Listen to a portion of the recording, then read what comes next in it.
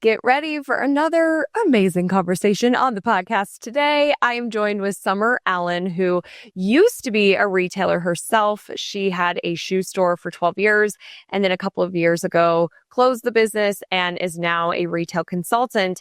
And I love this conversation because we got a little bit of behind the scenes of the workings of, when she got to that decision to close and how she got to that decision, what that looked like for her.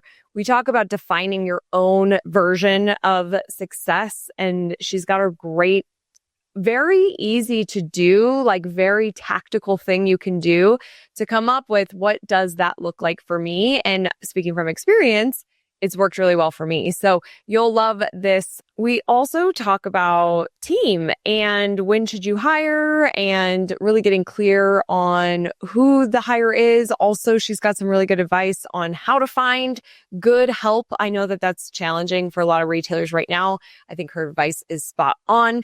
And then some lessons that she has learned from being a retailer and now a coach. I just loved this conversation with Summer. I feel like we could have talked all day about retail, so I know you're going to love it too. Before we dive in, here's a little bit more about my guest. Summer Allen grew up in an independent retail family and later founded and ran her own independent retail store. She closed her store after 12 years in 2023. Today, she helps retailers boost profits, simplify operations, and build loyal customers through one-on-one and group coaching. You can learn more about Summer and her consulting business at valentineconsultingpartners.com. And let's dive into today's episode. Welcome to the show. I'm your host, Crystal Vilkaitis, the Wolf of Main Street, and this is Rooted in Retail. Summer, welcome to Rooted in Retail. I am thrilled you're here. Hi, Crystal.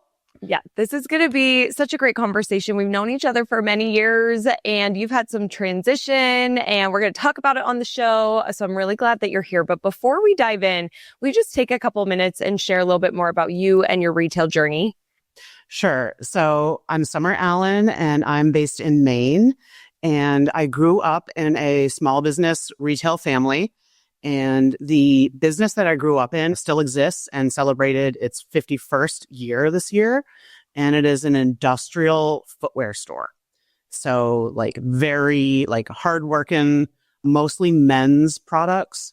And it is a very successful business. And that is the atmosphere that I grew up in. Like my brother and I literally grew up in the back of the store playing. It was very cute, small business type of vibe. But that business now is a multi-million-dollar business with, many full-time employees. And that's like what I was modeled at home. And I started my own shoe store in 2011. And my shoe store was called Valentine Footwear. And it was a bit different than the store I grew up in. It was a women's footwear boutique. And very much in a classic sit and fit model. Anyone familiar with shoe stores knows what I'm talking about. So it wasn't a self-service. It was, you talk to your customer, you ask them questions, you make suggestions and help them try things on. And it's very much individualized and personalized service. And I loved that connection. So that was my store. I started it from nothing and grew it for 12 years. And over those years, I had different employees come in. We dealt with any number of industry shifts. We had, of course, COVID. And I was a very different person in 12 years, as hopefully we all are. And after 12 years of operating, I really was just in a different place. I was a different person and I was ready to close my store. And I'd always kind of thought that this is what I'm supposed to be doing, like always.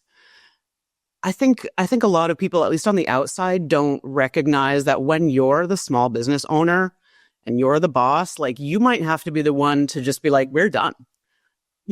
And so I made that decision. And once I made the decision, and there were many factors that went into that decision, I felt like elated when I made that decision that I had loved my business. I started it. I developed it. I had so much love and pride in it. But when I was done, I was just ready to move on. Yep. So I closed my store 2 years ago, and I will probably talk more about that. But I just have gone through so much in the past 2 years. And it's one of those things where I kind of thought I was just going to get a job, just like work for someone else. And then I realized not only that was not a great fit for me, but that I just didn't even want that. So I still wanted to do my own thing, even after I had stopped doing the thing that I had done. So I decided what I really loved about retail is the relationships. That's my number one thing, is just communicating and connecting with people and learning what they need and how to help them. And so I said, well, I love retail. I love working with retailers. Maybe I can just start my own business, consulting, helping people, guiding, coaching.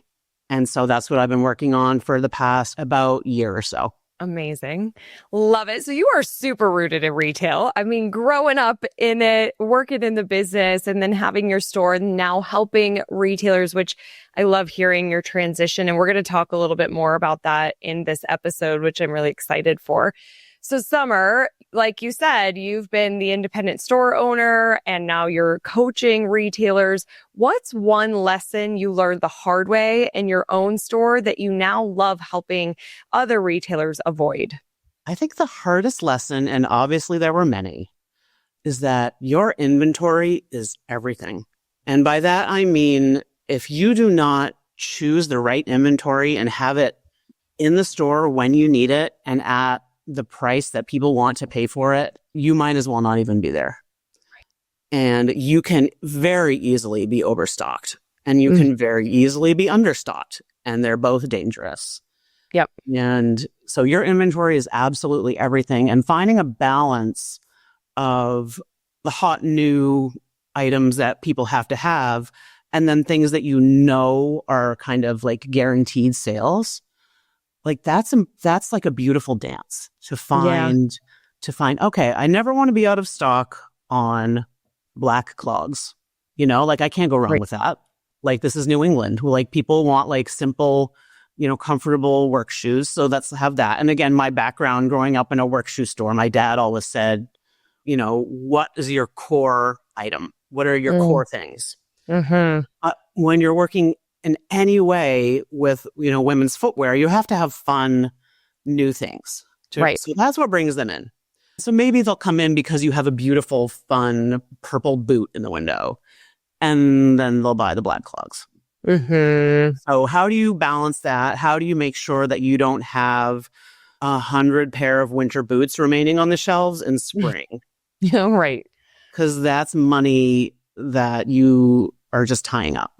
Yeah, no kidding. So inventory, that's a totally different world for me. As you know, I come from the marketing and social media space, and we've had inventory experts on the show and partner with some. But if there's a retailer right now that's listening to this show who's like, oh, I'm kind of stuck. Like I'm having a hard time turning some of the inventory. I'm not finding the balance. Like what kind of advice would you give them to get to a better place with their inventory?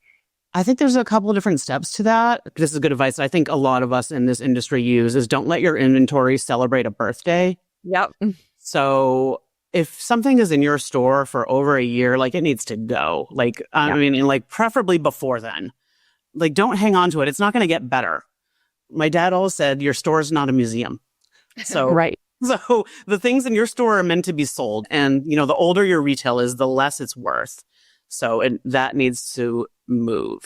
I think another thing that I ran into is if managing inventory is hard for you and it is not your strong suit, then this is a place to hire.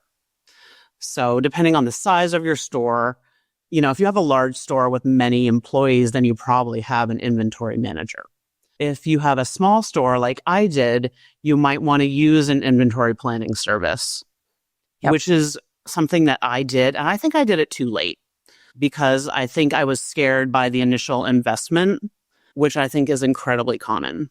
And so just like anything, in your business, if it's not something you enjoy and or are good at, then you need to find someone to do it for you. Yep. And so that, inventory planning and management, like when I started working with Management One, that was a game changer Yeah. and something I wish I'd done earlier. Yeah, I think that's really good advice. We talked to a lot of retailers over the years who are kind of on the fence of investing in that way, both from an employee perspective and working with an inventory management consultant software. But man, I think every retailer I've talked to has said, I wish I would have done it sooner. So if there is anybody that's listening, definitely reach out. We've had some great people on the show and talk to Summer. I'm sure that you've got people as well, but that's so critical. So such good lessons for our listeners. That's for sure, Summer. Now, you have talked about something that I think is really, really important of defining your own version of success. I think that business owners in any category, me included, can get wrapped up in what we're supposed to do or it's supposed to look like, or we can listen to other coaches. And so for retailers who are listening, who feel unclear about their vision or like they're chasing someone else's goals, how can they start clarifying and living into their own definition? I think a good place to start is you have to look kind of within.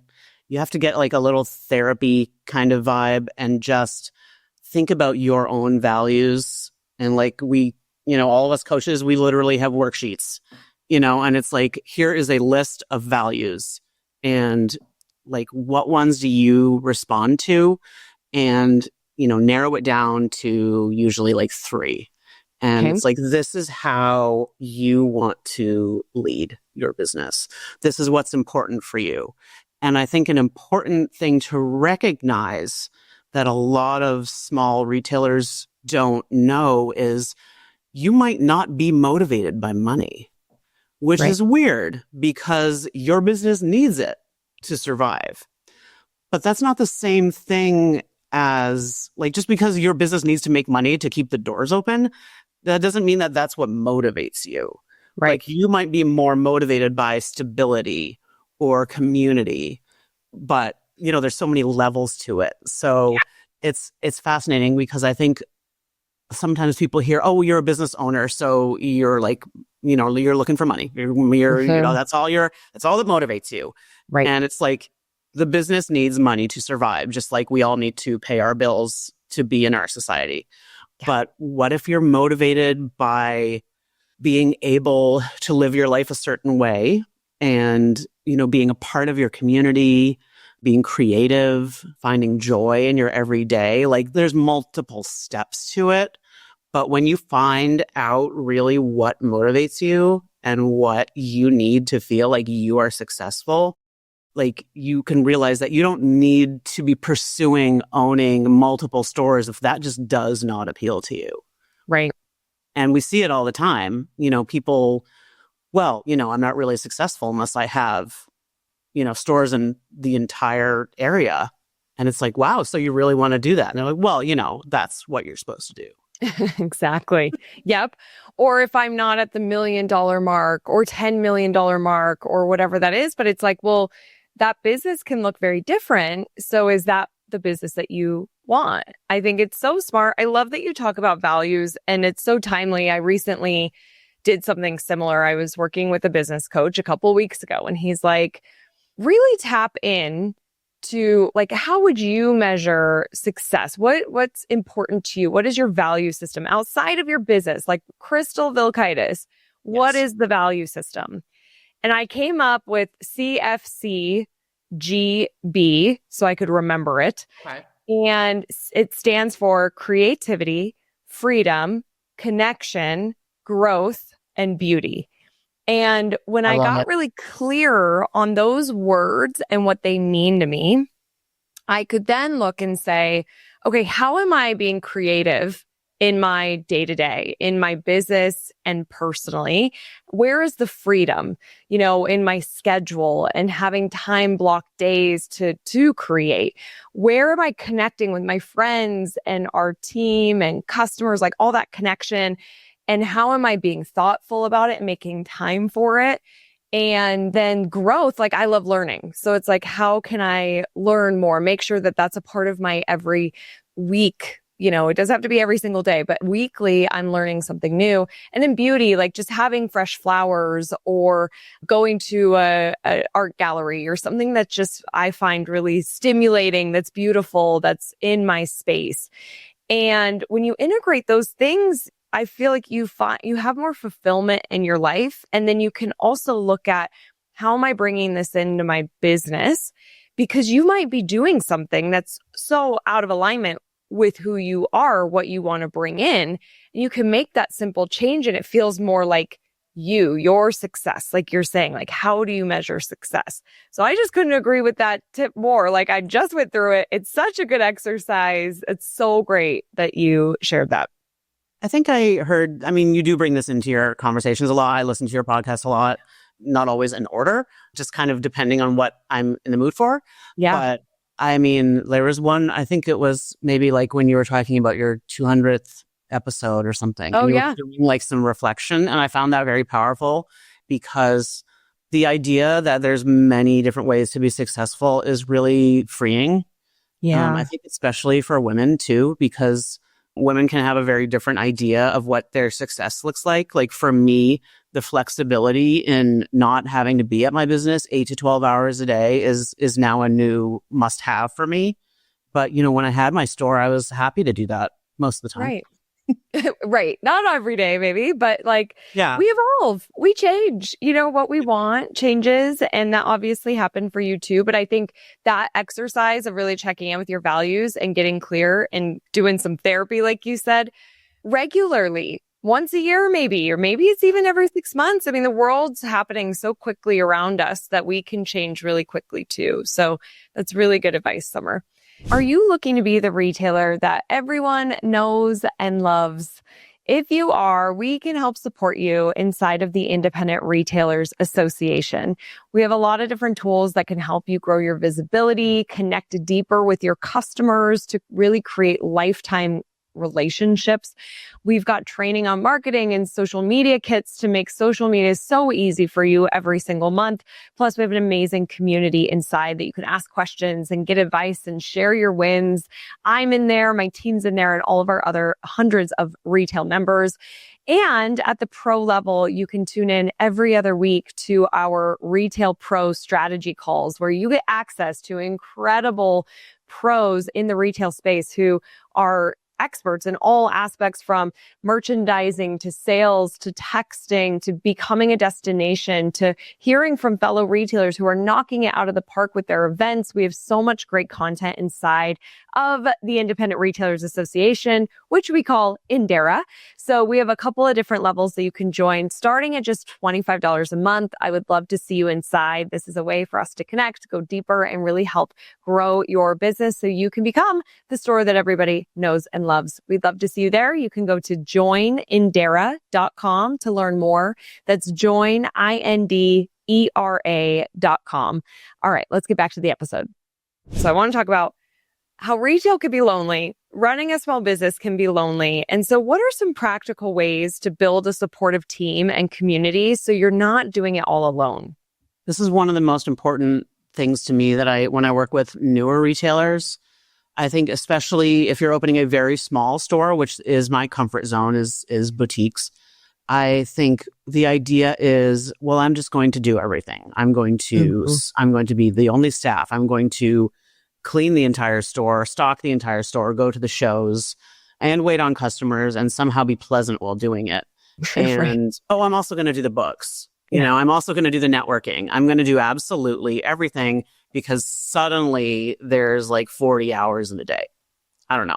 So I know. So I think a lot of entrepreneurs and retailers start because they have this vision, and their vision doesn't necessarily include things like hiring a bookkeeper or hiring, like, how do I hire other people? How do I hire maybe part-timers, full-timers? Like, how do I contract with a social media manager? Or a life coach or a business coach or like all these things. It's like you cannot do this by yourself. I really believe that you have to build your team. So that includes not only employees and support staff, but you have to know, again, I think we mentioned this earlier, what are you good at?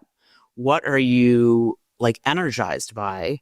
And so I always tell people, like, do you love doing your books? Are you great at doing your books? If you're not, then someone else needs to do it. So you need to hire it. And, you can hire that part-time if you're a really small business. I had a number of bookkeepers for years that worked for me 4 to 6 hours a week. So I didn't need a full-time person, but it was not the best use of my time. It became later not the best use of my time to do a lot of my regular social media posting. Even though I could do it and I enjoyed it, it was just like, I cannot do everything. So what were the things that, even though I did enjoy, something that I could have someone else do? Yeah. You have to do it because I think too, especially in the beginning, you are going to get so tired of doing all the things. Like you have the energy in the beginning. I feel like it's exciting. It's new. It's fresh. And you also don't want to spend all your money and you want to be really good with your budget. So you don't want to hire anybody. And, there's all this like, I could do it. I'm Superwoman. Like, watch out. And oh man, you're going to get really tired. And then you don't have the energy. And then you start slipping with the social media or you're behind a little bit on your books. And it's just, then it becomes harder to catch up when you're in that state. So I think that often that's another thing too, of wishing that you hired sooner. I hear that from a lot of not just retail, business owners in general, right? Like I thought I could do this all, but man, I wish I would have just hired sooner. Summer, I know, something we talk about on the show, especially lately, because a lot of retailers I'm hearing are struggling finding good help or keeping good help. And being a retailer for 12 years, I'm sure you came across that yourself. Do you have a tip that can help finding somebody who's really good or keeping somebody who's really good? I think I have a couple tips. My number one, and I'm always amazed that people overlook this, is the first place to look for good employees is your customer base. Mm-hmm. And I just think that is like some seriously overlooked advice by so many people. It's like, well, I'm posting this online and I'm posting on all these job sites. And it's like, have you asked your customers? Like, even if it's not your customers, what if it's like your customers' kids? Like most of my employees were either customers of mine or the daughters of some of my very best customers. And that was a very easy way to find a great crew of people who already like your store and kind of know your vibe. And so that's my number one advice. And then the second piece of advice I have, and I don't hear this too often, but I think it's really important, is be really careful when you're hiring someone for a role that they actually want that role.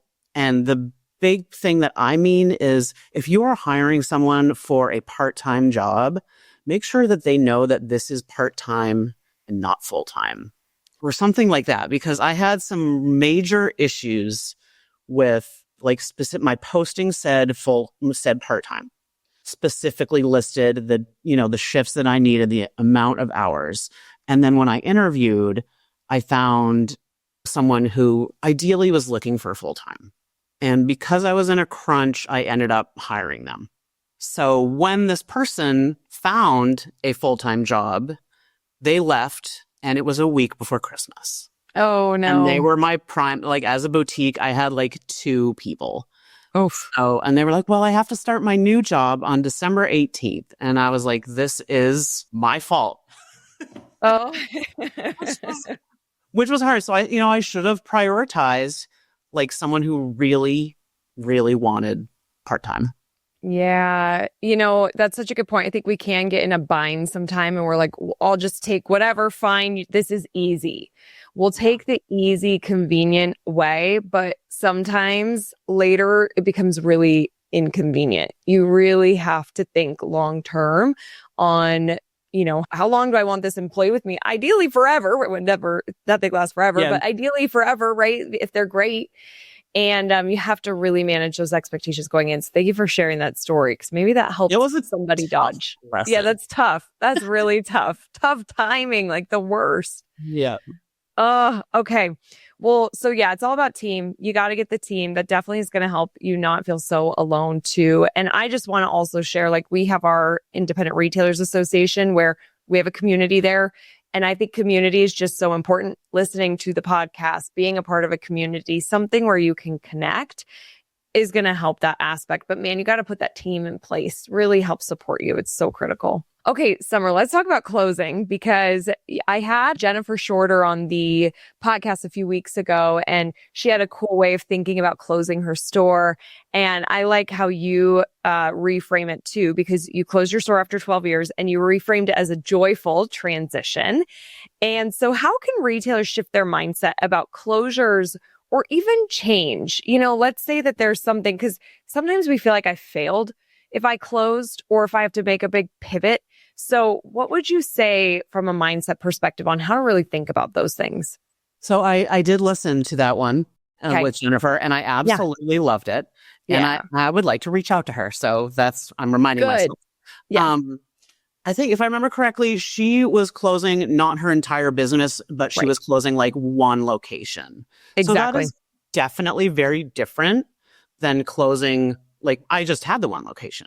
Right. But I completely understand, like, I think she and I would have a lot to talk about, because a lot of people are going to say, "Oh, I'm so sorry you're closing your store. I'm so sad to hear it." Where you're thinking, like, I can't wait for this to be done. This is so exciting. Like, I'm going to be not pulled in all these different directions, and I'm going to, not hate getting up and going to work, knowing that I have to, like, run all these places. And so I think you have to remember that, like, why did you start your business? Did you start your business to, like, hate it? I hope not. Did you say take over the family business just because you're supposed to?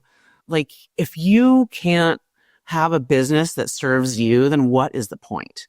So It really does come back down to that soul searching, and you have to stand up for yourself. Like I was like my own HR person. Mm-hmm. So Summer, remind yourself that you deserve this respect.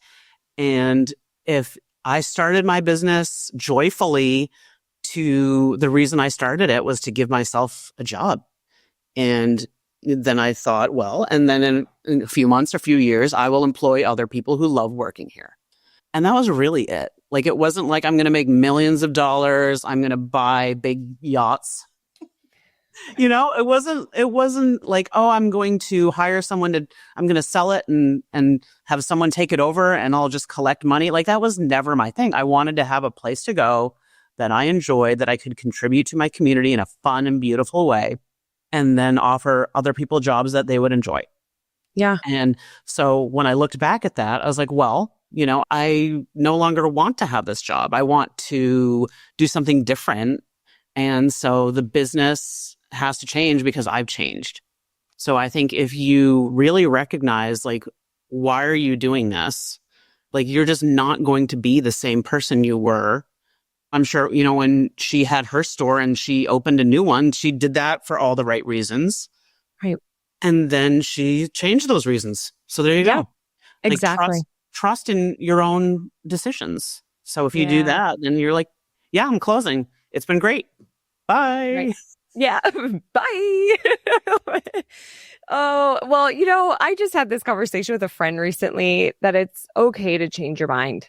Like, it's okay. Just because you said, this is what I'm going to do, and then later you realize, actually, I don't want to do that. That's okay. Like, we sometimes get so locked in on, like, but now I have to. Now I said I would do this, or I have something to prove.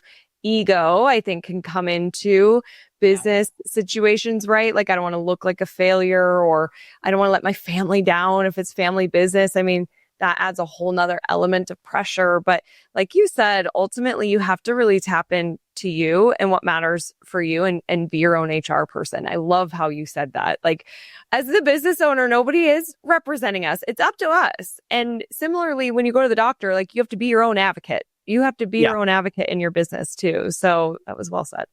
It's so important to remember, like, I'm in charge, Yeah. like it or not. And you make the decision and you just go with it. Yep. Yeah. And trust it. And also, like, I think a lot of us, we don't make decisions out of fear of failing or the unknown, right? And I love I don't know if this is an actual quote, but it's like, you either win or you learn. It's not about, right? We're not winning or failing. It's just win or learn. And if you made the decision, let's say to close, then, and you decide, oh my gosh, that's not what I want, then you can everything's figure outable. You can figure it out. You can reopen. Maybe it's a different business. Maybe that was a blessing to close that one, but now we're going to open a new one in a new location. Like, I'm just such a believer of trusting that if you're following your heart, you're listening to yourself and you're trusting that it will work out. And you don't always see it initially in the beginning. Sometimes it takes some time to understand, like, oh, I get why that happened. Like, it all makes sense now, but you just have to really trust. If you are running your business with integrity and leading in a way that you are proud of, then that's how you're going to close your business too. Like, you're not just going to lock the door and put a sign that's like, sorry, we don't care anymore. Like, that's not how it's going to work. That's not how it's going to work. You're going to go through the channels. You're going to have these happy goodbyes with your customers. You're going to pay off anything you owe. And then you're going to, like, I wanted to take all my happy memories and, kind of store them for later. And I see, I'm still in the same community that I had my store, and I see people out all the time and no one is like, I'm so mad at you. Right. I mean, okay, so maybe jokingly, but they're like, Right. well, this is my favorite place to buy shoes. And I say, thank you. It was mine too. Yeah, exactly. So So lead with integrity and there you go. it's so true. That's a really good point. Do you mind sharing why you decided to close versus sell? Timing was the most important thing. So my business, the most important asset in my business was me. Okay. And I had never set up my business to be a sellable asset. And that was mostly by design. Like, I wanted to run it until I was done. And the idea of selling it, I talked to business brokers and they're like, in order to really prepare this for a sale, it'll take you a few years. And I said, I don't want to do that. I'm done. Got it. Yep. So I did it on like a normal retail schedule where I decided I wanted to be out of my store by, after the holidays. And we closed, like, the estimate was the end of January. And we ended up closing the first weekend in January with 7 pairs of shoes in the store. Wow. So we did a killer job liquidating, and I was very proud of that. I paid off all my payables, any business debt I didn't owe anyone anything. It was, I thought, a success. Yeah. Oh, it sounds like a great success. So congratulations. Yeah. So I know it's a couple years ago, but still, like, that's wonderful that it worked out that way. All right, Summer, before we go into the resilience round, as we were preparing for this interview, you mentioned how Maine's independent retail scene has a unique nature to it. And I was like, you need to talk about this one because there could be some inspiration for listeners to learn from Maine. But also, I'm going there in like a week and a half. And so I'm like, you got to give me the scoop. What's going on in Maine? So I've always lived in Maine, and I live in kind of inland in the middle of the state in Bangor. And for any Stephen King fans, you'll have heard of Bangor. Yes. But Maine is one of those states, is a large state with a smaller population. And so while you probably don't have as many retailers from Maine, you have other people who recognize that idea of, like, big geographic area, smaller amount of people. And so most of the population is in the southern part of the state or on the coast. And we're certainly known for the coast. And so I think it's one of those things where you can really make your own mark. Like, if you have to balance what you sell. Like, you certainly want to sell items that people actually want, but you can pick and choose your trends in a way. You don't have to do the fastest, the latest, the greatest all the time in the same way that, like, more urban areas would do. So I think it gives retailers an option of being a little more true to a particular vibe and not just like pick, well, what's the number one seller? What's the hot thing? What do I have to have? Yeah. And that being said, yes, you have to pay attention to those trends. But you get that grace to know, like, that would never work here. Like, it took years for my customers to accept white-soled shoes. Okay. It's just not a very New England thing. And now you see Yeah. them everywhere. But like, Yeah. things just run a little bit slower, and it's different in our larger cities. But Yeah. our larger cities are very small compared to other states' larger cities. Right. Yeah. It almost sounds like you get to sort of take your time in curating and explore and really understanding that vibe, like you said, which feels cozier, a little slower, like, which, if you like that pace, that can be really wonderful versus like, city, what's fast fashion, what's changing, quick, quick, quick. So that's interesting. It totally makes sense. And I can't wait to check out the stores. You're also Maine. growing. You're also really growing your relationships. Yeah, I think that. I don't know. I don't know the numbers because all my numbers are 2 years old now from when I closed my store. Yeah. We had so many great repeat customers that were just really working on building the relationship. And you always want to have a good, return rate, but you also want to have new people coming in. So I think we did very well balancing that. And then, in the area, if you're going coastal, it's going to be a lot more touristy, but this is the best time of year for you to go because it's like kids are back in school. If you're in a tourist area, it's still going to have the amenities, but it's not going to be slammed crazy.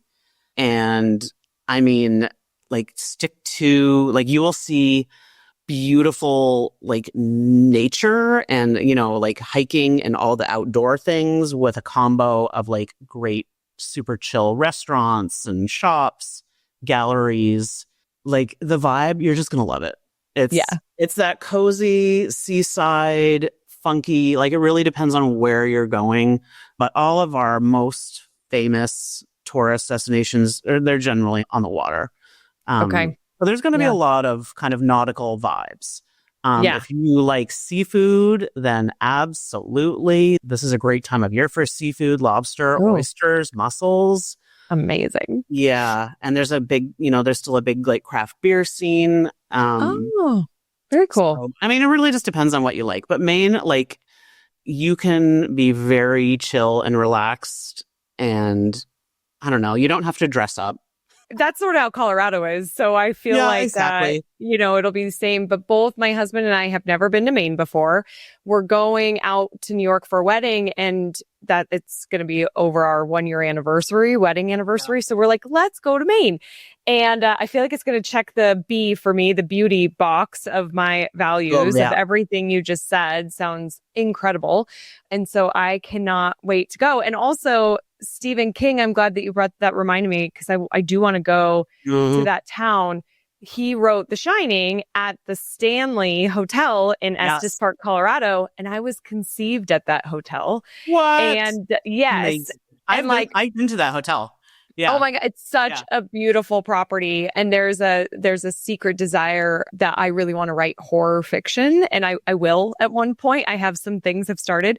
So I just feel like, I don't know if that's from the Stanley Hotel or what, but I got to go check out that town. You can see, like, Stephen King stuff is everywhere.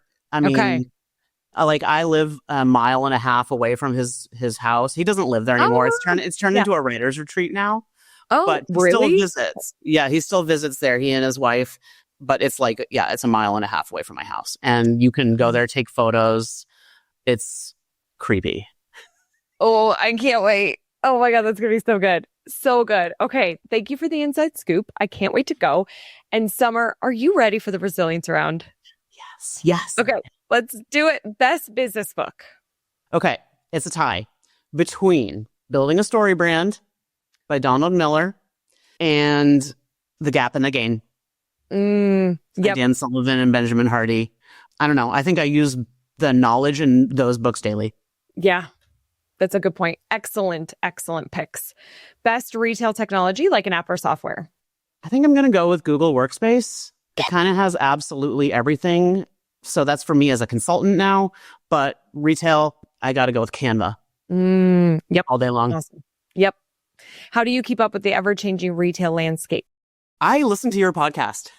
Yay. So anything from your company, and I love your rebranding, and then Whiz Bang Retail is great. And then I read a lot, and I'm always shopping and visiting.